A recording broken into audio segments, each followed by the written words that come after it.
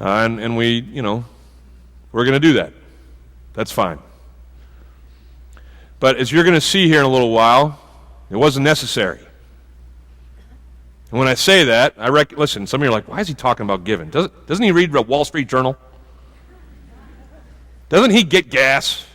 Yes, I do actually get gas sometimes. But doesn't he know that everybody's tight? I mean, and listen, I know I'm preaching to a crowd where some of you have lost your jobs in the last 5-6 months. I know that. I recognize that. I know it costs more to live in our country than it has, probably in a lot of our lifetimes. I get that. But can I share with you that those factors aren't truly factors? Let me tell you why. Let's look at some numbers. Write these numbers down in your notes, okay? I was just researching it this past week just to see if I was right on my hunch in this stuff. That what we're going through as far as a downturn isn't necessary. Here's why I don't think it is. The Bible teaches clearly that as followers of God, we're meant to bring our first fruits. In fact, in the book of Exodus, it talks about the first sons of every family are to be dedicated to God, and the firstborns of all of your flock are to be sacrificed to God. It's called the tithe. It means tenth. And there's been lots of discussion as to whether or not that's something that's carried on from the Old Testament to the New Testament. I've always understood and believed that the tenth is the very least we should give to God.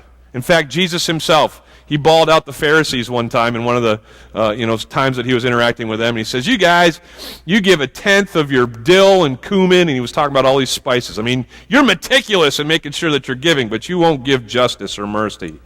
And he says, guys, I wish you would give justice and mercy on top of, and he basically endorses the tithe, on top of giving a tenth of all of your things. Jesus said that.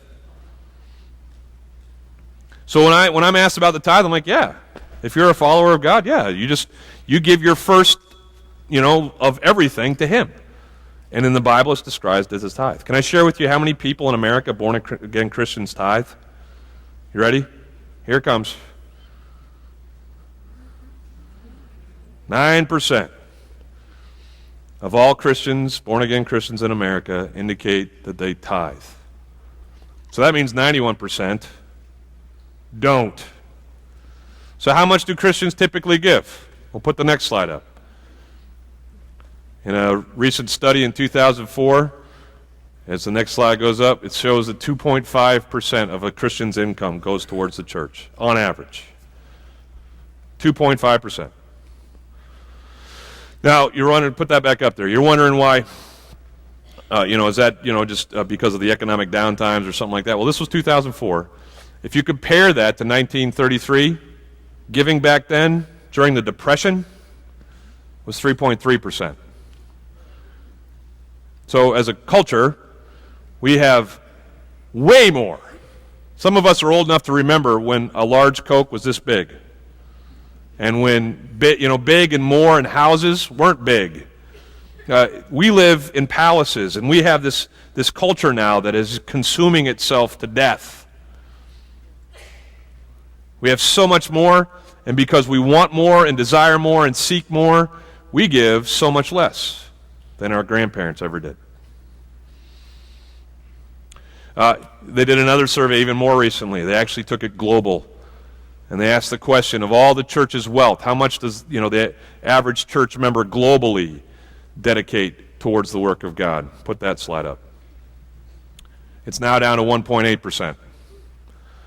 Now you'd think, take that down for a second, you'd think, 1.8%, well, we Americans being as affluent, because we in the West, the Western Hemisphere, we got about, depending on the study you read, we got about 80 to 85, sometimes 90% of all the wealth for Christians in the world. It's here. So you'd think that, our giving would just send that thing over the roof, right? Do you know what the giving, that was the worldwide number, 1.8%? The giving for America now, ready? You saw it. Put it back up. We're down to 1.7. Yeah, that's why I don't think this is necessary. Even in an economically down time, if everybody in the family just does some, then all of our needs get taken care of. Who lives in the family where everybody else assumes that someone else is going to do it? Anybody been walking by a dirty kitchen for the last 3 or 4 months? Because your assumption is that, someone should do those dishes. My sister will get it. My brother will get it. My mom will get it. My dad will get it. My wife will get it. My husband will get it. Everybody says, someone else will take care of it. That happens in the family of God. Rough month. Someone else will take care of that. It happens over and over and over again to the point, well, you're going to see a little bit later. I'll show you more about that. I'm talking about giving. I'll be honest with you, it's not my favorite discussion. But let's talk about it. It's here. Let's discuss this stuff. And in fact, just kind of get the ball rolling, I want to show you that it's not impossible to give. Here's what I just told myself I'd ask for this. Does anybody have $100? Someone come up here. You got $100? For real? Bring me $100. You got $100?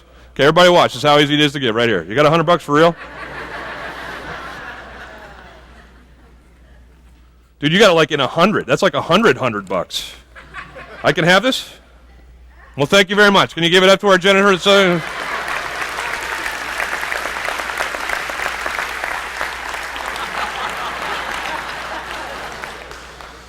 Looks real.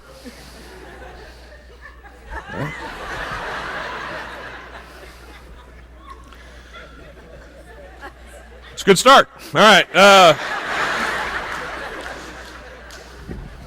I want to talk to you just with the time I have remaining from this book of Deuteronomy and just share with you how the early church of Israel was challenged in their giving. And it had everything to do with your heart. If you're sitting here today and you're not giving, I'm going to share with you that, count how many times I say I'm going to share with you. I'm trying to stop saying that. It's my verbal tick. Back to the sermon. Let me tell you something. If that's a challenge for you to give, you're probably going to find yourself in one of the two categories that I'm talking about first. Let's read the text together. It says in Deuteronomy chapter 15, verse 7, if there is a poor man among you, your brothers in any or in any of the towns of the land that the Lord your God is giving you, do not be hard-hearted or tight-fisted toward your poor brother. You see the family reference already in here? Talking about brothers? Okay. Rather be open-handed and freely lend him whatever he needs. Now, real quick, lending back then isn't lending like today. You didn't go to WAMU and ask them about rates. You went to your brothers and sisters and said, hey, look, our crops didn't work this year. Our cows died. We can't eat. Can we get some of yours? And those brothers would say, yep, absolutely. And as far as like charging, percentages and things like that, typically that wasn't the case. It's just like, hey, next time we have need, you give back to us. And it was like a cup of sugar for neighbors kind of deal. You with me? He says, lend and give whatever is needed by your brothers. But be careful, verse 8, not to harbor this wicked thought. You ready to hear a wicked thought? Here it comes. The 7th year, the year for canceling debts, is near. And so that you do not show ill will towards your needy brother and give him nothing. Okay, real quick, some history. Back in Israel, isn't this great? Every 7 years, they would cancel all of the debts. Who wants to vote for that one? Who's with me? That'd be great, wouldn't it? Citibank, MasterCard, Visa, every 7 years, bye-bye. Wiped clean. Now, economically, we'd collapse, but hey, it'd be fun for a while. So every 7 years back then, all of the debts were wiped clean. And here's what would happen. Can you picture what's happening in the 6th year? People started kind of like, hey, I'm not loaning you that. 6 months from now, it's going to be wiped out. I'm not going to get my, grapes back. I'm not giving you my grapes. Beat it! And everybody becomes a 2-year-old. Mine. And no one would give to each other. Why? Because no one anticipated getting anything back. Once I lose this, it's gone forever. And that's one of the biggest hang-ups that we have. Our selfishness. When we give, we expect to get something back. And if we can't get something back, we're not going to give up what we have.